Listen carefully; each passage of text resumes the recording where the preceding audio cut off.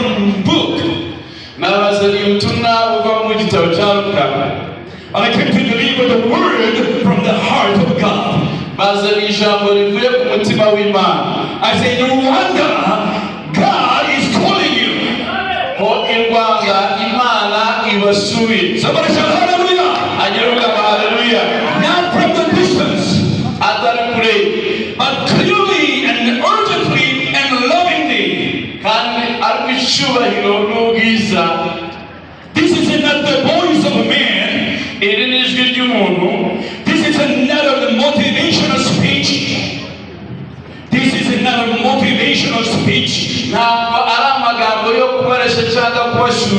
But this is a divine calling. God is calling Rwanda. God is calling the church in Rwanda. Whenever God wants to change the nation, He always begins with His people.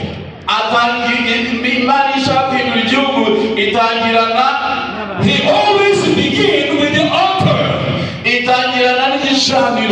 He always begins with a prayer. People listen to this word. And the church revival always comes before the national revival.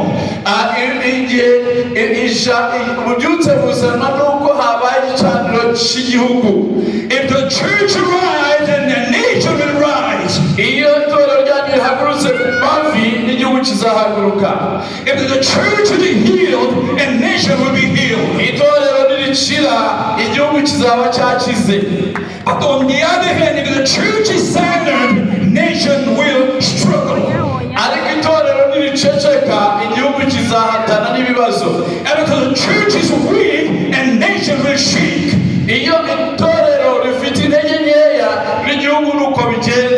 My beloved pastors of Rwanda, hear this clearly today, this afternoon. You are not only called to build your church, but also you are called to shape the destiny of your nation, Rwanda. Everybody say amen. God is calling back to the secret place in God. You and I, we have learned how to preach. We have learned how to organize. We have learned how to manage the program in the churches.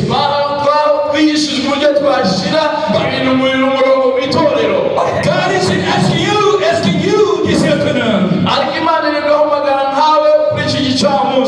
Where is your prayer life? Where is your time with me? Where is your hunger for my presence and anointing?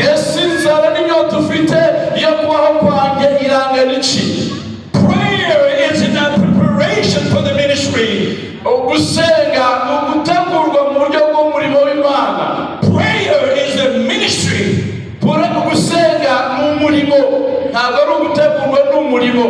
Church can survive without prayer, but they can never carry the authority without prayer. When the pastor stops praying, church may still there and gather.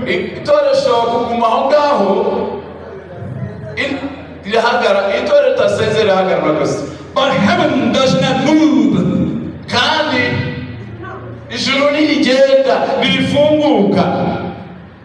But when the pastor prays, when the shepherd cry out to God, people listen to me.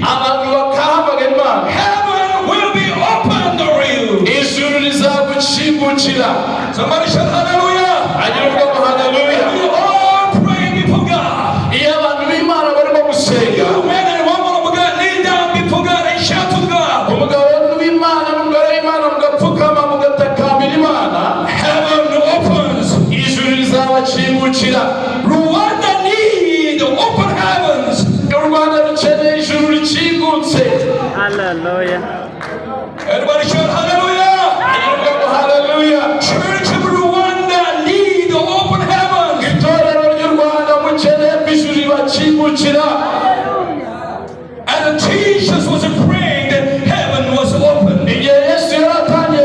gusenga ijuru ryaracibutse. Hallelujah. Hallelujah. Jesus showed us the divine pattern. Yesu yatweretse urugero rw'Imana Where there is a real prayer, aho gusenga kwimbitse there will be a real heavenly response. ko ijuru rizasubiza ayo masengesho. The opening of heaven is a spiritual reality. Gucimburwa kw'ijuru ni igikorwa kigaragara mu buryo bwo mu mwuka That will change the family and church and the nations. Iko gucimburwa kw'ijuru kuzahindura imiryango, kuzahindura amahanga, kuzahindura isi. When Jesus prayed, Igihe Yesu yasengaga, the barriers of the spiritual realm broke open. icyo gihe mu isi y'umwuka habayeho gucimburwa. And also the voice of the Father was heard. Noneho ijwi rya Data rirumvikana. And also the Holy Spirit descended with the power. Umwuka wera w'Imana amanuka mu mbaraga. Somebody said hallelujah. Hagira uvuga ngo haleluya. If you and I this afternoon, if we pray as Jesus prayed, Natwe nanjye nidushira hamwe tugasenga nk'uko Yesu yasenze, we will see what Jesus saw. tuzakira icyo Yesu yakiriye. Number one, open heavens. Icya mbere, ijuru rizaducimukira. Number two, divine favor. Icya kabiri, tuzagira igikundiro cy'Imana. Somebody shout hallelujah. Hagira uvuga ngo haleluya. Number three, supernatural transformation. Icya gatatu, hazaza impinduka mu uhereye imbere mu mitima yacu. Number one, open heavens. Icya mbere, ijuru rizaducimukira. Number two, divine favor. Icya kabiri, igikundiro cy'Imana. Number three, the supernatural transformation. Icya gatatu, hazabaho impinduka z'igitangaza zizanywe n'Imana. When the heaven opened, Igihe ijuru rinacimbutse, listen to this word. umva ijambo ko rivuga, God released a new season of national favor on divine timing for your country, Rwanda. Imana izatuma igikundiro kimanukira igihugu cyacu cy'u Rwanda. Ijuru niriducimbukira. New season of national favor is on the way to you all. Reka mbabwire, igihe gisha cyo kongera kugira igikundiro cy'Imana nk'igihugu cyose kiraje. Hallelujah. Haleluya. Rwanda, new season is coming on. Rwanda, igihe gisha kiraje. Everybody make a big shout. Buri muntu wese nasakuze yaciye. New season is coming on. Gisha kiraje. Because of your prayer. Kubera amasengesho yanyu. Because of our gathering this afternoon. Kubera guhura kwanyu mugasenga. Because of our Rwanda revival prayer network. Kubera Rwanda Revival Prayer Network igihe gisha New kiraje. season. I'm talking about new season of national favor. It's on the way to you all. Avuga ngo igihe gisha cy'igikundiro ku gihugu cyanyu kiraje kuri mwese. Hallelujah. Haleluya. There are seasons that somebody cannot create. There are seasons that somebody cannot create. Abari barimo bashakisha ngo hagire umuntu waza. There are seasons that investor cannot produce. Hari igihe aho duhinga ntitusarure. There are seasons that money cannot buy. Hari igihe amafaranga atakigura.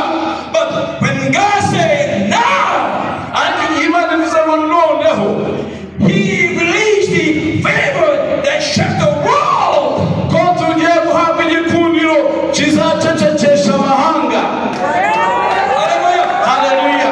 Back in one generation ago, God released a favor on South Korea that shook the whole world. Igihe Imana yatwibutse mu itorero rya Koreya y'Amajyepfo, idusukaho igikundiro, itorero riratumbagira.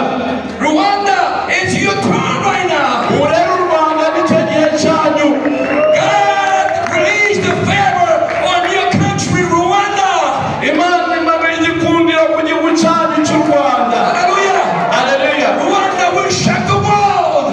U Rwanda ruzacecekesha amahanga. Hallelujah. Hallelujah. Because you receive the favor of God. Kubera yuko mugiye kubona igikundiro cy'Imana. Because of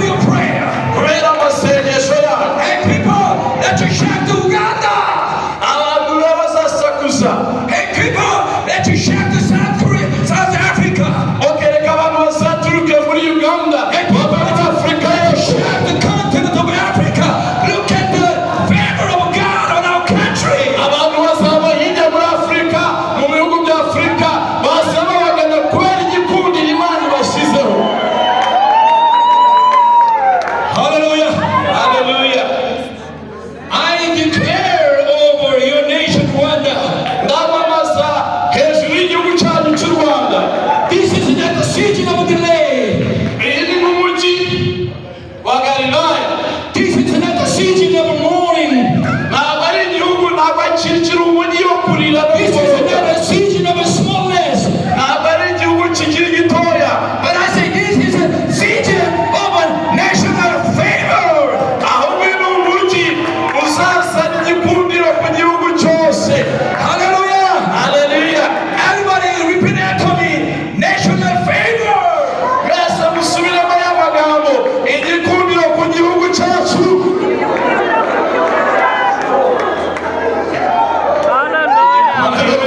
Hallelujah.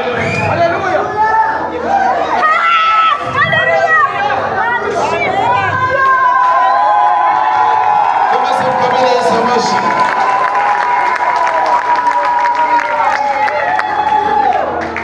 Favor with God will cover Rwanda like a cloud. Igikundiro kigiye gutwikira igihugu cy'u Rwanda nk'uko igicu cyiza kikadutwikira. Hallelujah. The greatest blessing is not the money. Umugisha ukomeye ntabwo ari amafaranga. The greatest blessing is not human applause. Ahubwo umugisha mwiza ukomeye ntabwo ari amashyi y'abantu. ntabwo ari amashyi y'abantu. So greatest blessing is when God look at the land and say, this is my beloved nation. Ahubwo umugisha w'Imana ukomeye ni uko Imana yaremye ijuru n'isi ireba ishanga nk'u Rwanda ikavuga ngo ni abana banjye nkunda nkabishimira. People, I want to hear what God speak to you this afternoon. Ndagira ngo abantu mwumve nk'icyo Imana irimo kuvugana namwe kuri iki gicamunsi. He said, Rwanda is my beloved nation. N'u Rwanda ni igihugu cyanjye nishimira. Hallelujah. Hallelujah. I prophesy over you this afternoon. Ndimo ndabahanurira kuri iki gicamunsi. Rwanda will walk under the smile of God. U Rwanda ruzagendera mu muriro w'Imana. Rwanda will walk under the mercy of God. U Rwanda ruzagendera mu mbabazi z'Imana. Rwanda will walk under the covering of God. U Rwanda ruzagendera ku gicaniro cy'Uwiteka. So that the presence of God will rest upon your nation, Rwanda. Kugira ngo kubaho kw'Imana kube muri iki gihugu cyacu cy'u Rwanda. And also God will protect Rwanda from the hidden traps. Kugira ngo Imana irinde u Rwanda ku migambi mibisha y'icakura. And also God will strengthen spiritual atmosphere in your church, in your nations. Imana igiye guhindura ikirere cyacu mu buryo bwo mu mwuka no ku gihugu cyacu n'amahanga. Hallelujah. Hallelujah. And also nation Rwanda will be less vulnerable to demonic influences. Kubera ko igihugu cyacu cy'u Rwanda nubwo ari gitoya ko kigiye kuzana impinduka mu mahanga. Psalm chapter 33 verse 12 say, Zaburi ya 23 baravuga ngo iki? blessed is the nation whose God is the Lord. Ngo ahirwe ishanga aho Uwiteka ari Imana yaryo. So when God covers a nation, Igihe cyose Imana itwikiriye igihugu, darkness cannot stay anymore. icyo gihugu mbaraga z'umwijima ntizongera kuhaba. And also confusion cannot remain anymore. Ndetse no kuvangirwa ntikwakomeza. And also hidden attack will be exposed. Ndetse n'imigambi y'umwanzi izashyirwa ahagaragara. Okay, everybody repeat after me. Hanyuma usubiremo aya magambo. Rwanda is covered. U Rwanda ruratwikiriwe. Hallelujah. Hallelujah. Hallelujah. Hallelujah. And also, let me tell you good news for you. Reka mbabwire ibi. There will be a favor in the economy. Hazaba igikundiro. God will open doors of provisions. Imana izabakingurira imiryango. When heaven opens, Igihe ijuru nibakingukira, provision flow. amasezerano y'Imana. When heaven opens, Igihe ijuru doors rizabakingukira, open. imiryango izakinguka. The Bible says in Deuteronomy chapter 28, verse 12 say, Bibiliya ivuga muri Gutegeka kwa 2:28-12. the Lord will open the heaven to bless the work of your hand. Imana izakingura amarembo y'ijuru iheshe umugisha bagurisha imirimo y'amaboko yanyu. Everybody say amen to this word. Agira uvuga ngo amina kuri iri jambo. Let me prophesy over you all this afternoon. Reka mbahanurire kuri iki gicamunsi. Rwanda will prosper without the corruption anymore. U Rwanda ruzatera imbere, nta kizavangira iterambere ry'u Rwanda. Rwanda will prosper with the righteousness. U Rwanda ruzatera imbere ruhagaze mu gukiranuka. Haleluya, haleluya. Rwanda will prosper with the dignity. U Rwanda ruzatera imbere mu cyubahiro. New door for business. Nta busharire buzongera kuhaba. Let me tell you, new door for employment. Hazaboneka akazi gasha, imirimo misha. New door for development. Imiryango misha yo kubona akazi. People, listen to this.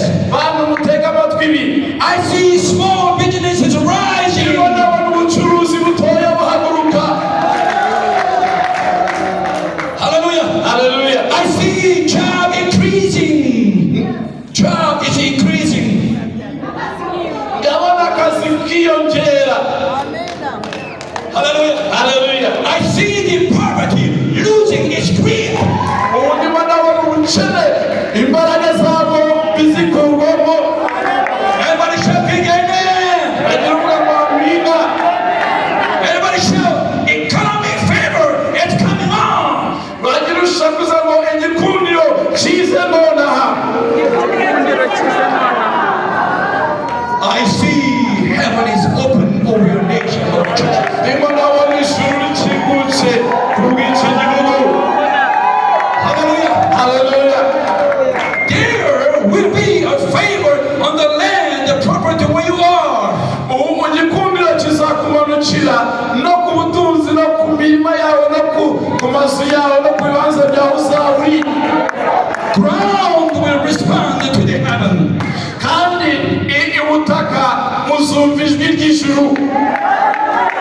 There are the land that rejoiced. Bizaba igihugu cyiza. There are the land that fight harvest.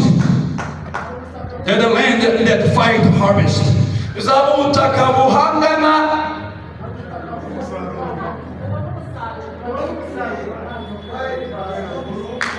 Okay. You know why? Because of a territorial spirit is over there. Kubera iki? Nuko akarere ko mu mwuka karahari. Hallelujah. When heaven opened, that territorial spirit will be cast out in Jesus' name. Imyuka yo muri iki kirere izirukanwa mu izina rya Yesu. So when the heaven opens, Igihe ijuru rizaba ryacikutse, even the ground begin to bless. hanyuma hasaba guhabwa n'amakamba.